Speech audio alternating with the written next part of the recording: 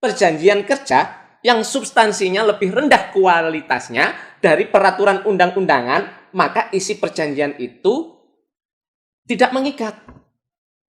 Kalau ijazah masih ditahan, maka itu penggelapan dan ranah pidana. Assalamualaikum warahmatullahi wabarakatuh. Oke, sahabat Samudra Hukum, terima kasih masih bersama kami di channel kami yang sederhana ini ya. Oke, jadi begini.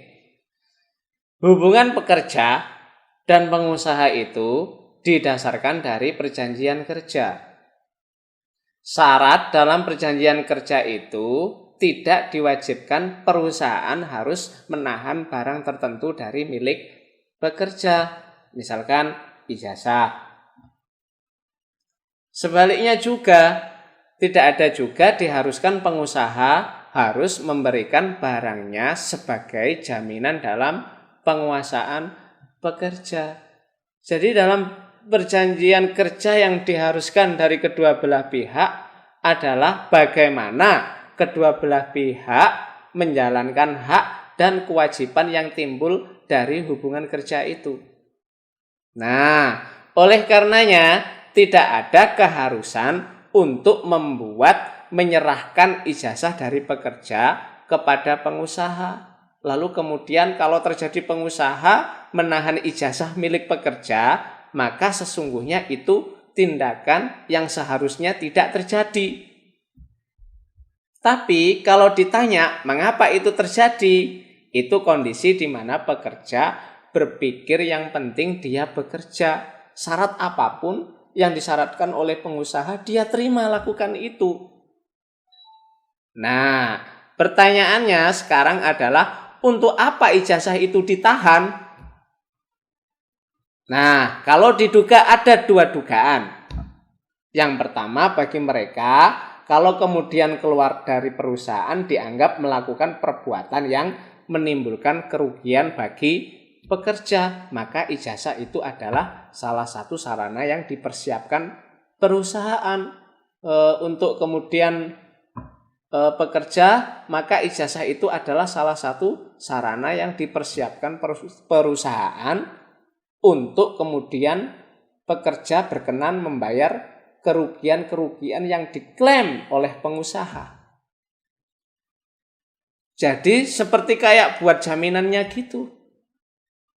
Nah, yang paling terburuk, kedua itu bisa terjadi bagi mereka yang berstatus PKWT, yang kontra itu. Nah, apa maknanya? Undang-undang bilang, kalau misalkan terjadi putus hubungan kerja atau PHK oleh salah satu pihak, maka pihak yang dirugikan berhak atas ganti rugi sesuai sisa kontrak. Nah, kalau ijazah itu ditahan oleh pengusaha, maka begitu pekerjanya pergi, dia akan terjerat kewajiban untuk membayar sisa kontraknya. Karena ada ijazah di sana, nah,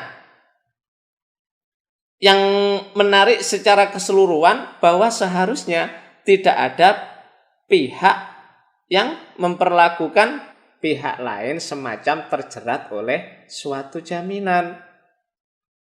Karena undang-undang kita mengatur begini, kalau terjadi sengketa antara pekerja dengan pengusaha, maka diselesaikan lewat bipartit, mediasi, dan pengadilan hubungan industrial. Nah, ketika pekerja misalnya merasa ada haknya yang dirugikan oleh pengusaha akibat pemutusan sepihak, maka dia tinggal pergi ke mediasi sampai ke peradilan.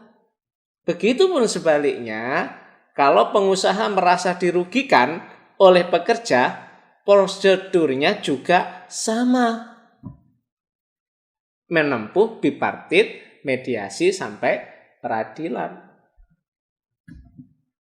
Nah, dalam situasi yang berimbang itu, maka tidak ada perlu menahan ijazah karena sistem hukumnya sudah tersedia sehingga menahan ijazah poinnya tidak diperlukan.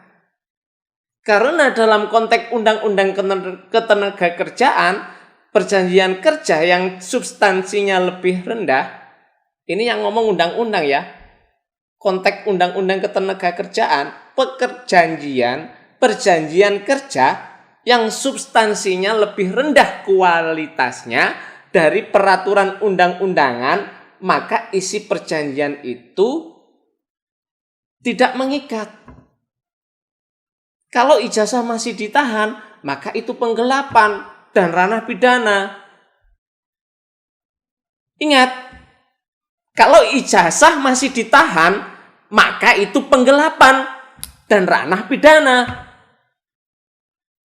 Ada 2 prosedur yang bisa ditempuh di situ. 1, laporkan ke polisi atas dasar dugaan penggelapan. Dan yang kedua, bikin gugatan perdata perbuatan melawan hukum. Gugatannya ada di pengadilan negeri.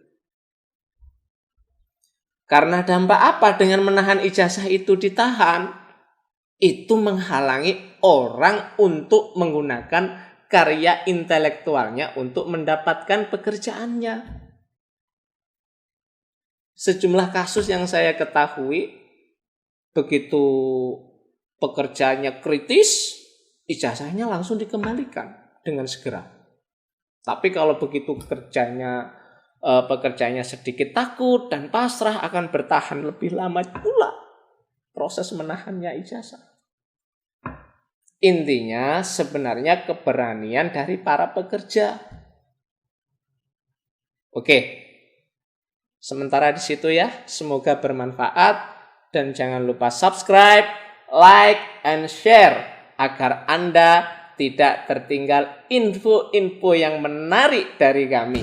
Sekian, terima kasih. Assalamualaikum warahmatullahi wabarakatuh.